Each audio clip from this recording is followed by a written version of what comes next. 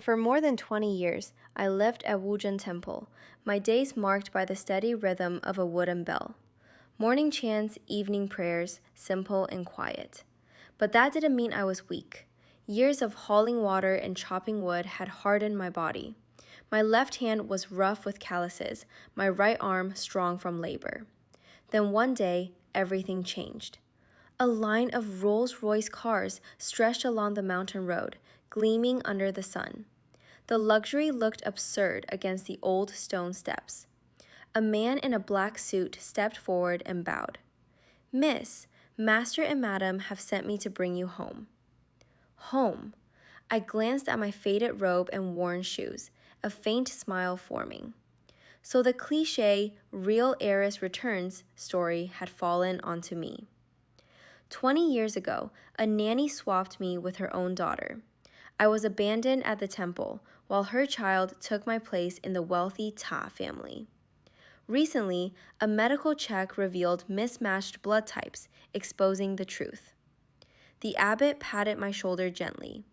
Your ties to the mortal world are not yet severed. It is time to descend the mountain." I bowed. "Amitabha." "Don't worry, Master. I will act with compassion." Of course, compassion didn't mean forgetting debts. I took my belongings, a wooden bell, scriptures, and prayer beads, and stepped into the car. One could abandon worldly attachments, but money? That was different. The Ta family owed me 20 years of support, and I intended to collect. The Ta estate stood in a prime district of Beijing, grand but suffocating. The feng shui was excessive. Large rock formations, a huge koi pond, trees blocking the room fell silent after my words. Amitabha, such heavy karma. Master Ta frowned, clearly unsettled. "What do you mean by that?" I lifted my gaze slowly, my expression calm. Today is a day of reunion, yet there is crying, like mourning. In feng shui, joy clashing with grief invites misfortune. It disrupts fortune, even shortens one's luck. The moment I mentioned fortune, his expression shifted. "And your forehead," I added lightly. "The glow is fading. It's turning dim. I'm afraid your financial luck is already affected." That did it. Master Ta stepped back instantly, putting distance between himself and Ta Vanzuen. "Stop crying," he snapped. "This is a happy day. Why are you bringing bad luck into the house?" Ta Vanzuen froze, her tears stuck halfway. Madame Ta, visibly shaken, quickly wiped her face. "Yes, stop crying. Don't let bad energy linger." I lowered my eyes, hiding a faint smile. Too easy.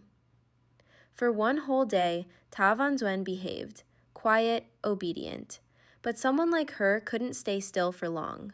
The next morning, she came downstairs looking radiant, carrying a luxurious handbag. She placed it deliberately on the table in front of me. "Sister, what do you think of this bag?" she asked sweetly. "It's a limited edition. Brother gave it to me. You probably haven't seen something like this on the mountain, right?" Her tone was soft, but her eyes were full of mockery. I glanced at the bag. Then my expression slowly changed. My eyes reddened slightly, and I let out a soft breath. Ta Vanzuen stepped back in alarm. What's wrong with you?" I ignored her question. Instead, I reached out, my hand hovering just above the bag. "Can you hear it?" I asked quietly. "Hear what?" she replied, uneasy. "The crying." I pointed at the bag. "This is crocodile leather. To preserve it perfectly, the skin is taken while the animal is still alive." A few days later, the Da family held a grand banquet to introduce me to Beijing's elite. On the surface, it was a welcome party, but in truth, it was a place where powerful families observed and judged my value. The hall sparkled under crystal chandeliers, marble floors reflecting light, while quiet whispers and expensive perfume filled the air. Da Vanzuen appeared first, wearing a dazzling crystal gown that shimmered with every step. She looked flawless, like the perfect heiress. In contrast, I wore a simple ivory silk qipao. my hair pinned with a wooden hairpin, jade prayer beads resting on my wrist. Plain, yet calm. As I entered, conversation slowed and eyes turned toward me. Da Vanzuan noticed, her smile stiffening. She quickly stepped forward and sat at the grand piano. Today is my sister's return, she said softly. I'll play La Campanella. Her fingers moved skillfully, the melody fast and brilliant. Guests praised her, nodding in admiration. She glanced at me with quiet pride. When the music ended, applause filled the room. Da Funyan looked at me nervously. Do you want to perform? She asked, clearly worried. I stood calmly. Since my sister has shown sincerity, I'll respond. Don't worry, I won't use the bell. A low table, incense burner, and an ancient guqing were brought out. I lit the incense and gently touched the strings. The first note was deep and steady. No flashy technique, just calm and weight. The atmosphere slowly changed. Conversations stopped, smiles faded, and the entire hall fell into silence. It felt as if everyone's thoughts had been washed away. Upstairs, a man in black leaned against a sofa. Qi Yanzhou. After the banquet, everything in the Ta household shifted. The servants bowed more respectfully. The housekeeper served me the finest tea, and even Master Ta spoke with caution. In their eyes, I was no longer a country girl, but someone who could influence fortune. Only Ta Vanzuan couldn't accept it. Dark circles formed under her eyes, and her temper grew unstable. Being pushed out of the spotlight was something she could not tolerate. One afternoon, I sat by the pool in the back garden, lazily tapping my wooden bell. The air was quiet until footsteps approached. Ta Vanzuan stopped in front of me, her voice cold. She warned me not to get arrogant, insisting that in this house, she was still the one they truly cared about. I didn't even bother looking up, only responding calmly, which clearly irritated her further. Suddenly, her expression changed, a strange smile appearing. Before I could react, she grabbed my wrist, pulled once, then threw herself backward into the pool.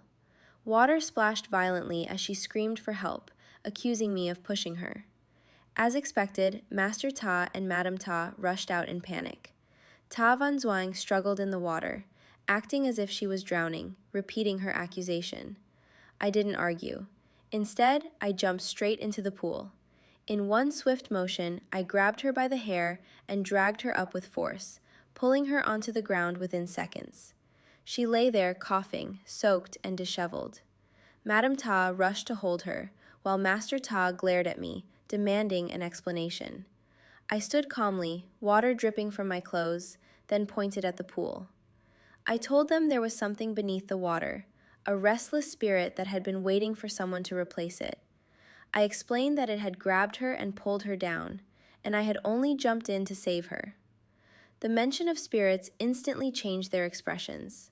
Ta Vanzuan tried to argue, but I calmly folded my hands and said she was still affected, her mind unclear from the encounter. The next morning, tension filled the Ta household as Ta Kang-un returned. His presence alone changed the atmosphere, sharp, controlled, and suffocating. The moment he saw Ta Vanzuan collapse near the prayer room, her fingers swollen and face pale, his expression turned icy.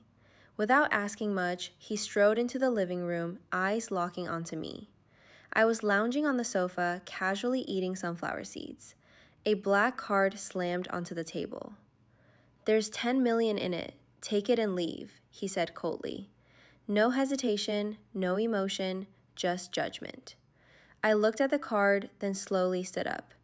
Instead of anger, I picked it up calmly, brushed it against my sleeve, and gave a slight bow. "Amitabha, thank you for your generosity." He froze.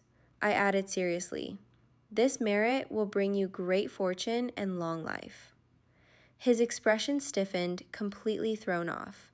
Before he could react, I grabbed my small bag, slipped the card inside, and headed straight for the door. "If there's money, I'll leave on my own," I said lightly. And just like that, I walked out. No drama, no regret, only 10 million in hand. At the bank, I split the money. 5 million went to a temple donation under Ta Kang-eun's name. The other 5 million I invested through old connections from the monastery, people who knew the market well. Days later, the Ta Group hit a crisis. Supply chains broke, funds froze, and their stock dropped rapidly. Ta Kang-eun struggled, but no one dared help. Then everything changed overnight. A government project was approved, and a small tech company I invested in became the key contractor.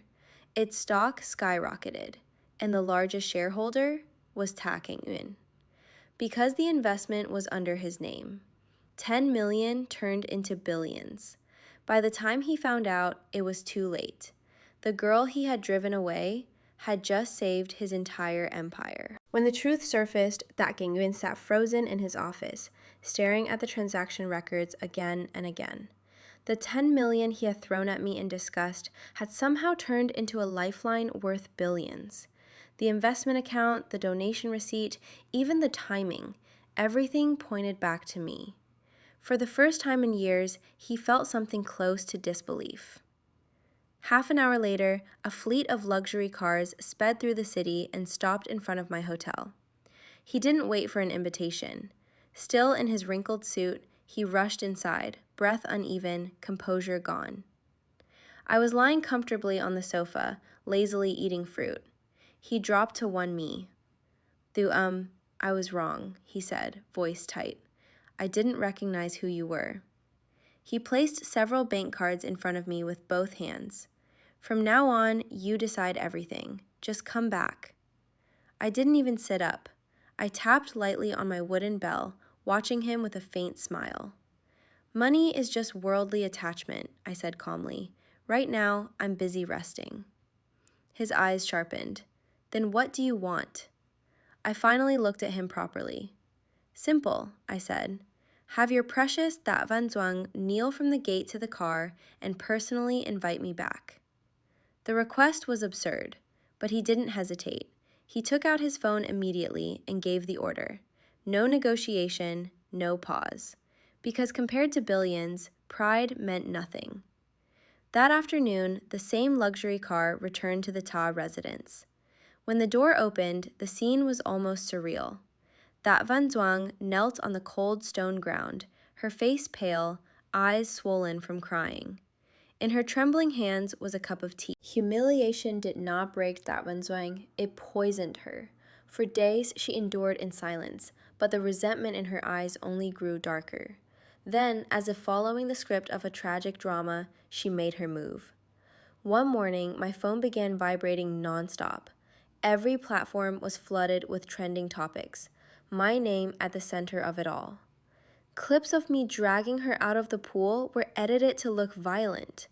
Images of her exhausted, fingers swollen from copying scriptures, were framed as abuse. Even audio recordings were twisted to paint me as greedy and manipulative.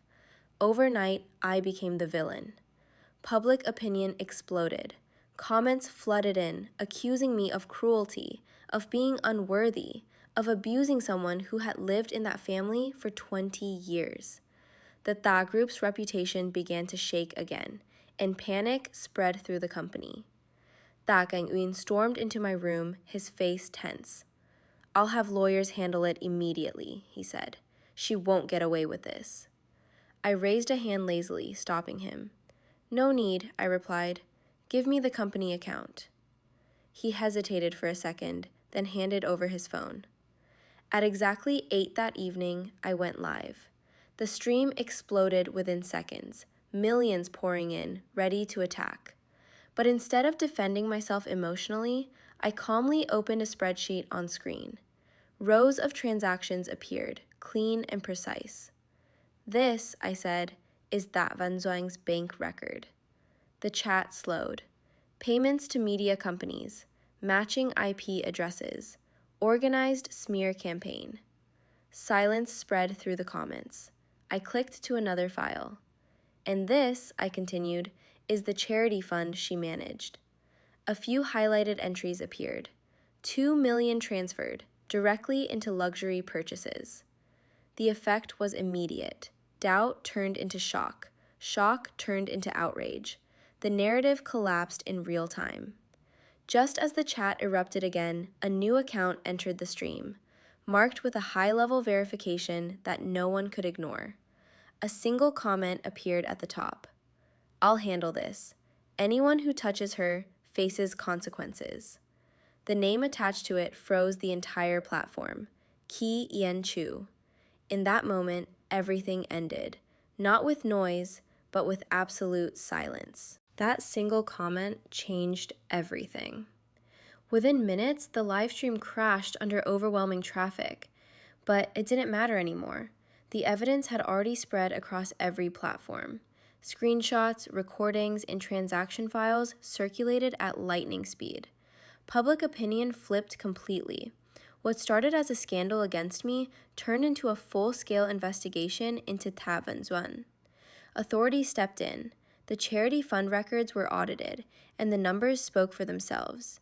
Misused donations, hidden transfers, luxury expenses disguised as aid, there was no room left for denial. Ta Wen disappeared from public view overnight. By the next day, the Ta family officially removed her name from their household registry. No protection, no financial support. The same people who once defended her now cut ties without hesitation. In the world of wealth, sentiment never outweighs survival. Rumors spread that she tried to hide, but debts followed her. Without money, without status, she had nowhere to go. Eventually, she fled to a remote temple, taking on a new name and a life far removed from everything she once had. As for the Ta family, things stabilized quickly. Under my guidance, their lifestyle changed in ways they never expected. Master Ta became cautious, avoiding risks and superstitions that once ruled him. Madame Ta adopted a calmer routine, focusing on rituals and discipline. Even Ta Kangwin changed. Before signing any major deal, he would bring the documents to me first, not because he believed blindly, but because the results spoke for themselves. The Ta group recovered, then expanded. Crisis turned into opportunity, and their position in the market grew stronger than before. And me? I moved into a quiet, luxurious apartment owned by Ki In Chu. Life there was unexpectedly peaceful. No chaos, no competition, just comfort. One evening, he sat beside me, peeling fruit with steady hands. "You said you'd help me sleep," he murmured, but I was aware. Time passed quietly, but nothing about our lives was ever truly ordinary. What began as coincidence slowly turned into something neither of us bothered to deny. Ki In Chu no longer hid his interest, and I didn't push him away. Perhaps it was because he never tried to control me, or perhaps because, for once, someone saw my value without needing proof. 2 years later, the entire elite circle was shaken by one announcement. Our wedding! Invitations became objects of competition. Every influential family fought for a seat, treating it as both honor and opportunity. On the day of the ceremony, the grand hall was filled with the most powerful figures in the city. Yet the atmosphere was nothing like what they expected. No extravagant displays of excess, no overwhelming luxury meant to impress. Instead, the space was calm, almost serene. White lotus flowers filled the hall, their fragrance subtle but steady. Soft incense drifted through the air, replacing the usual noise of celebration with something quieter, more composed. Even the gifts were unusual. On each seat rested a small wooden bell, simple but carefully crafted. Confusion spread among the guests, but no one dared question it aloud. At the entrance, Ta King-Uyen stood in a formal suit, greeting guests. Yet instead of polite conversation, he occasionally paused, studying someone's expression, then quietly redirected them elsewhere. No one argued. When the ceremony began, silence fell naturally. Ki In Chu stood beside me, his usual cold demeanor softened. For once, there was no calculation in his eyes, only clarity. When asked for his vow, he didn't hesitate. "I choose her," he said simply. No elaborate speech, no unnecessary words, just certainty, and that was enough. As the ceremony concluded, the quiet sound of wooden bells echoed through the hall instead of applause. A strange tradition, perhaps, but fitting.